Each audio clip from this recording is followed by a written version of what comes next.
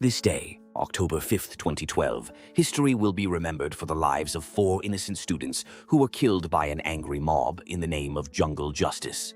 They were beaten mercilessly and burnt beyond recognition. Until this day, it still remains in the heart of the students of the University of Port Harcourt and the community. But how did it all happen? Before we continue, welcome back to Highlight Movie Recap.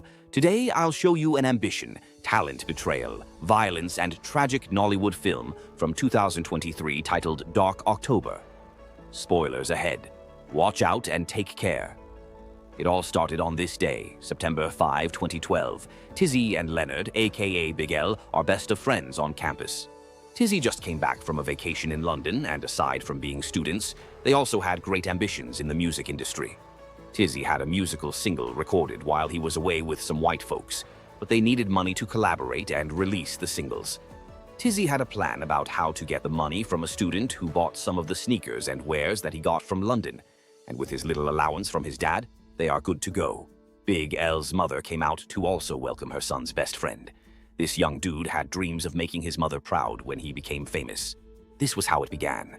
There came a community distant from the main campus. The community was suffering major insecurity challenges, and they believed that the cultists from the campus were behind the menace with the hope that they will be apprehended soon. Tizzy's mission in the community was to look for the guy who owed him a lump sum of money from the deal they had but couldn't find him. Big L was in a cyber cafe trying to photocopy his assignment when Tizzy called. He met with Big L and complained about how unfairly he had been treated by his debtor.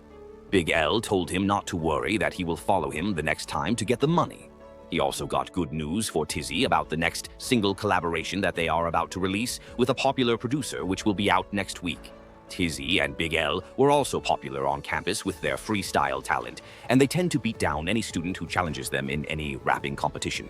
The boys stayed in the hostel together with Tahmunoh. They were so happy with the men they are becoming to take over the world.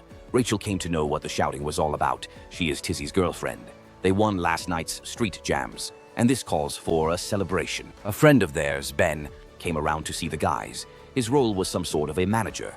They boys had 2 major shows to perform. One is the Campus Week event, and the major one is the Student Union Week coming up on the 11th of October. This show is the major hit they had been anticipating on to get famous in Port Harcourt, and they assured Ben that they are ready. It was another day after lectures. Big L and Tahmunoh went to the hostel while Tizzy and his girlfriend went to get his shoes from the roadside cobbler. All this while, Rachel was not in full support of him, taking priority in music over his education, that she threw away the disc copy of a single track he made on his vacation to London. She wants him to focus more on the test coming up tomorrow. Rachel and Tizzy were course mates. They had their test and were through. They met outside after the test. Tizzy asked her if she would be coming for the Campus Week event, but she declined. DJ CK is the anchorman for every event. The guys finally saw Wisdom after the show.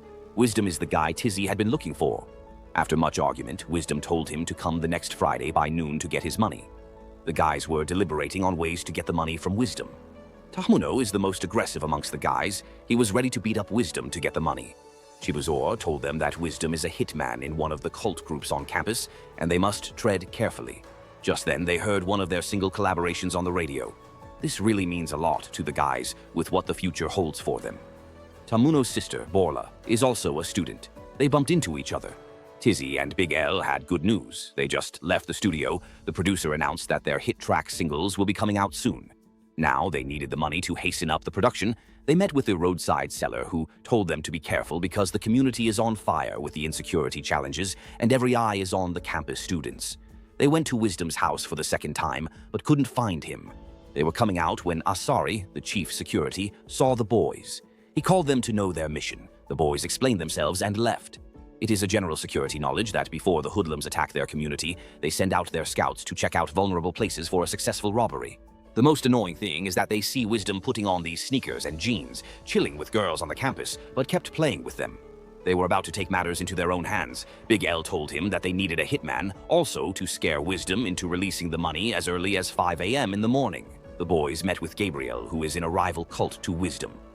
Gabriel, long ago, had Wisdom in mind, and now is the time to strike. Gabriel met with his cult leader for a go-ahead. He needed a gun, and was given one for the assignment. Chiboy tried to convince the guys not to embark on the journey because Wisdom is a cultist and looks dangerous. A day to that fateful day, the community gathered to seek solutions to tackle to the insecurity challenges, which they just witnessed, a massive robbery and rape cases from a group of gangs called the Amnesty Group. The youths and security men expressed their dissatisfaction over the lenient actions from the elders. That night, Chiboy received a call to come as early as possible for his internship, so he wouldn't be going with his friends to Wisdom's house. That same night, Bigel's mother called her son. She was worried. He told his mother that he will be back the next morning right after his classes. The guys came together for proper arrangement. The deal was to go there very early with the help of a hitman to scare him. They collect the money and leaves as quick as possible. They were talking when Chiboy joined them. He asked the guys to join them the next morning. This was a welcome gesture to make the number large. Rachel also met with Tizzy. She wasn't okay with the plan, but asked him to be careful with the community they were about to go make trouble with. Then came the fateful day. The boys left the hostel together with Gabriel very early that morning to meet their target.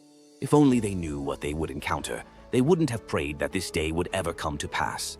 Wisdom came out upon hearing the noise while Gabriel stood out of sight like he knew what may befall them. The boys found their way inside his room as Gabriel rushed him. Wisdom managed to escape when Tizzy held him because it was not the plan. Wisdom ran out to alert the neighborhood while Gabriel pulled the trigger and shot from a distance with the gun, but he misfired. The boys never knew that Gabriel had a gun, but it was already late for the boys. The security were already alerted. Gabriel seems to know his escape route. He was the only person to escape, while the other boys were caught. The boys tried to explain that they are students, but the angry youth thirst for vengeance with everything the community had been through and took them away. Wisdom came back to his room. He was about to leave the community, so he scattered his house as evidence that he was robbed. The security stripped them of everything when Aluu, the eye of the chief, came to interfere. The security placed allegations on the boys that they came to rob Wisdom of his laptop and phone. Aluu asked them for their identity card if they claimed to be students, but unfortunately, the security had collected their means of identity and phones. Aluu somehow believes the students. He told the security that the chief will pass his verdict, so they were sent to the guard room until the chief was awake. Aluu tried to calm the boys that everything will be fine once there is proof of their identity.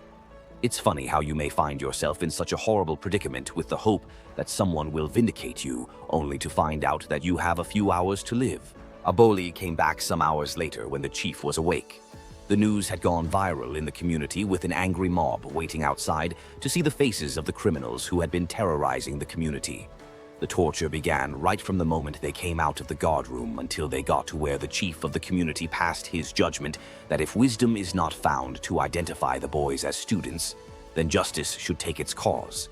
They gave these boys no breathing space or even an opportunity to prove that they were innocent, even when the boys told them about Wisdom. They went to Wisdom's house, but they couldn't find him. Asari, the security leader, ransacked the room. He saw a phone that fell from one of the boys when they initially came to Wisdom's house. He hid it or perhaps stole it. He also saw the pictures of these boys in a book, but he hid it to deny every form of evidence. Could it be because Tizzy and Bigel never gave him the appropriate answers he asked when he met them the first time and he felt disrespected, or it was just an opportunity to let the community know that the security men are working? Or perhaps use the innocent boys as scapegoat to send a message to the real criminals that this is the jungle justice that will befall them if they continue to attack the community. The police in the community heard about the rampage. Anyone who finds himself in this cruel situation knows that the police was his last hope. At least not to be killed in this ghastly demeanor, but their voices were tamed, and not for a second were they given a chance to save their lives. The question is, did fate have it that they meet their end today? Not even the police could save them. So what is left of them when they have been condemned to die? They all had given up until hope showed up again, when the cobbler who could identify Tizzy denied him. The guy also in the cyber cafe who does photocopy for students could identify Big L, but was denied without a second thought. The boys believed that Wisdom would be their last hope, so they voiced out to help them call Wisdom. Aluu sympathized with the boys. He asked the man who denied them to call Wisdom, but his number was switched off. At this point, Aluu gave up in saving their lives. This was the end of what looks like a life-saving opportunity for the boys. It was known that some students lived in this community, and with their popularity on campus, nobody could come to their rescue. Tahmunoh's sister resides in the community with some other students. They saw the crowd, but would you blame the ladies who wouldn't want to risk their lives to go in the midst of such a crowd be clouded in anger? Aside from that, Big L's mother heard about the information about the rampage. She heard that her son was identified as one of the thieves, so she called her brother to help her confirm the rumor while she was on her way.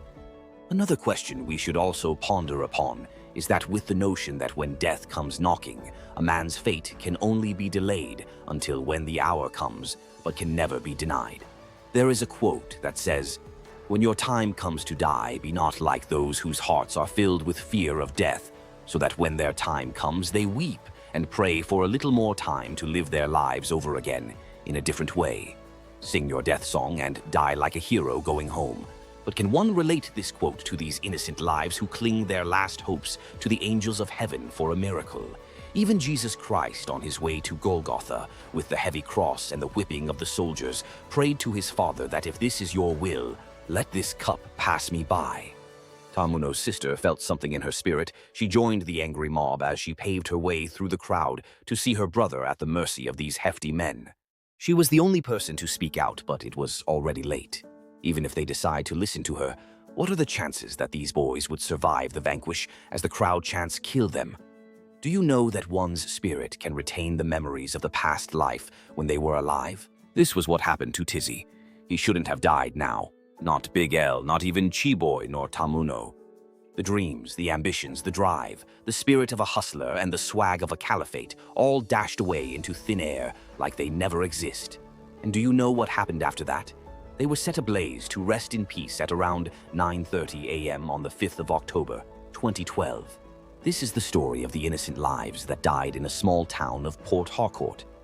You may want to find out what happened next in the movie, Dark October.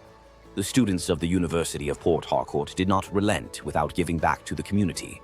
But in the end, 3 of the men who lynched the boys were sentenced to death. 4 were sentenced to life in prison. The village head was arrested and later released. Wisdom was never prosecuted. Sadly, the boys never got to perform at the Student Union Week on October the 11th. Keep resting, Tizzy, Leonard, Tahmunoh, and Chiboy. May all the souls of the faithful departed through the mercy of God rest in peace. Thanks for watching this movie recap. Please comment your thoughts and also like and share this video for more super amazing videos that we're bringing to you. And if you're watching from our YouTube channel, please don't forget to subscribe and turn on your notification for more. Thank you.